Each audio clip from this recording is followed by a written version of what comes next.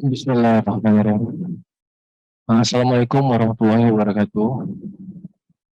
Yang pertama-tama saya ucapkan terima kasih yang sebesar-besarnya kepada Bapak Wakil Ketua Komisi 10 dan anggotanya yang telah memberikan kesempatan ini. Izinkan saya memperkenalkan diri, saya dari Korwil Sumatera Selatan, Pak.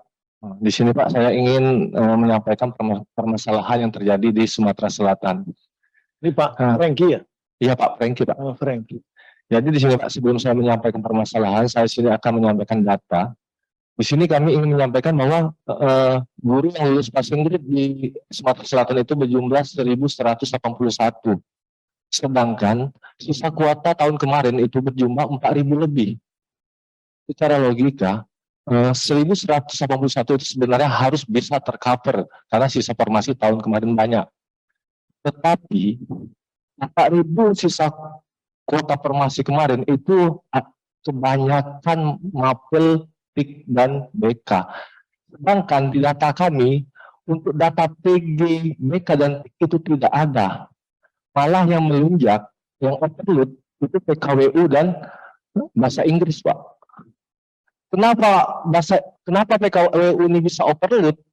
Karena kita tahu semua mapel itu bisa mengambil mata pelajaran PKWU. Hanya PKWU yang bisa diambil oleh semua pelajaran. Jadi di lapangan yang mengambil PKWU, penumpukan yang lulus passing grade PKWU itu rata-rata di setiap provinsi sama, Pak. 3 kali lipat dari jumlah sekolah, Pak. Jumlah sekolah negeri di kami itu sekitar 200. Ditambah SMK negeri itu 337. Sedangkan yang lulus PKWU saja 359. Itu yang pertama, Pak. Jadi ada rasa tidak keadilan bagi yang lulus passing grade PKWU. Mereka sekarang sudah berpikir, aduh, saya masuk keranjang nih. Karena bagaimana untuk membaginya. Jadi harapan kami di sini adanya linearitas, Pak, untuk PKWU dikembalikan kepada mapel-mapel sesuai ijazah mereka. Itu harapan kami. Agar bisa semuanya di-SK-kan atau tercover, itu yang pertama. Yang kedua, bahasa Inggris.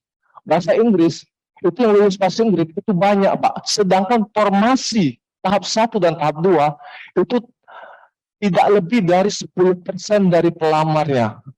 Jadi mau dikemanakan yang lulusan bahasa Inggris? Dan yang ketiga itu untuk swasta, Pak. Maaf, PKWU itu apa? Prakarya kewirausahaan. Oh, prakarya. Iya. Ya, lanjut. Jadi yang ketiga itu swasta. Swasta itu ada kecemasan di setiap daerah karena dia masuk ke kategori 4. Masuk ke kategori 4, ditambah lagi ada isu-isu observasi di sini. Ketika swasta tidak mendapatkan tempat atau ruang dan selesai nih untuk penempatan yang prioritas 1 di tahap 2. Sedangkan yang BK, yang TIK, yang kosong, itu masuk observasi. Ada ketidakadilan bagi mereka, Pak. Bayangkan, mereka yang belum ada kejelasan, Pak. Mereka harus sudah ada bertentangan dengan sekolah. Ada yang sudah dikeluarkan, ada yang sudah tidak dihabiskan jamnya, karena dia setelah mengikuti tes P3. Sebelum terjadi adanya perubahan, mereka yakin, optimis, mereka akan mendapatkan tempat, akan mendapatkan ruang. Tapi setiap daerah itu permasalahannya sama. Ada yang tidak tercover, Pak. Kami mohon, Pak, untuk masalah ini diberikan solusi. Ini semuanya di-SK-kan. Prioritas 1 semuanya di-SK-kan. Kami minta untuk semua prioritas 1 tidak ada lagi kejanggalan karena kami takut yang untuk yang prioritas 2 dan 3 itu masuk duluan daripada yang prioritas 1. Jadi sekali lagi, Pak, kami mohon berikan kami solusi yang terbaik. Kami ingin semua mapel-mapel yang prioritas 1 baik negeri baik bedanya, Pak, kami ingin semuanya di-SK-kan. Terima kasih, Pak. Wassalamualaikum warahmatullahi wabarakatuh. Waalaikumsalam warahmatullahi wabarakatuh. Cukup ya. Ini nanti nggak ada ruang. Ini ada 2 lagi yang hadir, Pak Haji Bisri Romli. Ini dari fraksi PKB, daerah pemilihannya Jawa Tengah 10. Pemalang, Kabupaten Pekalongan, Kota Pekalongan, dan Kabupaten Batang. Terus satunya Pak Arwan Aras. Itu dari PDI Perjuangan, daerah pemilihan Sulawesi Barat. Sulawesi Barat. Satu lagi aja ya. Jawa Barat. Ini nanti waktunya satu aja ya. Mohon maaf, ini satu aja. Ini mana dari mana dulu? Cuma satu yang paling Palembang juga tadi. tinggal Jawa Barat, terus Jawa Barat satu ya. Ini semuanya nanti. Udah begini aja. 2 menitan ya, 2 menit. Jadi silakan Pak. Ya, bismillahirrahmanirrahim. Assalamualaikum warahmatullahi wabarakatuh. Baik, Bapak mohon izin menyampaikan kondisi berdasarkan hasil audiensi kami dengan Dinas Pendidikan dan juga BKD Jawa Barat. Pertama, perihal kuota, Pak. Kuota berdasarkan informasi sementara, itu yang sudah diproyeksikan dengan Kemendikbud adalah sejumlah 10.267, Pak.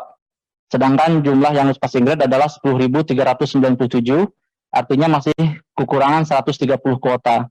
Waktu audiensi 1, kami mendapatkan informasi bahwa Pemda Jabar akan mengusulkan kuota untuk anggaran 2022 itu sebanyak 8.200-an. Jika dijumlah dengan sisa kebutuhan di tahun kemarin, itu sekitar 13 ribuan, Pak. Tetapi pas kemarin kita audiensi kedua, belum fix gitu. Dari 10.267 itu nanti akan bertambah atau tidak, begitu, Pak. Nah, kemudian, Bapak, dari 10.397 guru yang sudah lulus passing grade di Jawa Barat jenjang SMA sederajat, itu hanya yang mendapatkan penempatan itu hanya berjumlah 6.425, Pak. Artinya ada sekitar 3.792 tidak mendapatkan penempatan, gitu, Pak. Dan kemudian hal ini diperjelas dengan permasalahan yang hampir sama dengan Sumatera Selatan, yaitu dari jumlah yang lulus passing grade 10 ribuan tadi, itu 9.300-annya tertumpuk di 18 mata pelajaran seperti prakarya bahasa Inggris, PAI, PJOK, PPKN, dan seterusnya, Pak. Gitu. Nah, jadi memang kondisi untuk prakarya ini, Pak, kalau misalkan kebijakan dari pemerintah untuk mereka yang lulus passing grade, itu nunggu sampai kapan gitu, Pak. Sedangkan perekrutan guru prakarya itu baru 2 tahun terakhir, Pak. Kalau menunggu pensiun berarti mereka itu harus menunggu rekannya sendiri pensiun, berarti nunggu sekitar 15-20 tahun lagi, gitu, Pak. Jadi memang kebijakan betul seperti yang disampaikan Pak Sumatera Selatan tadi harus Udah 2 menit. ya siap.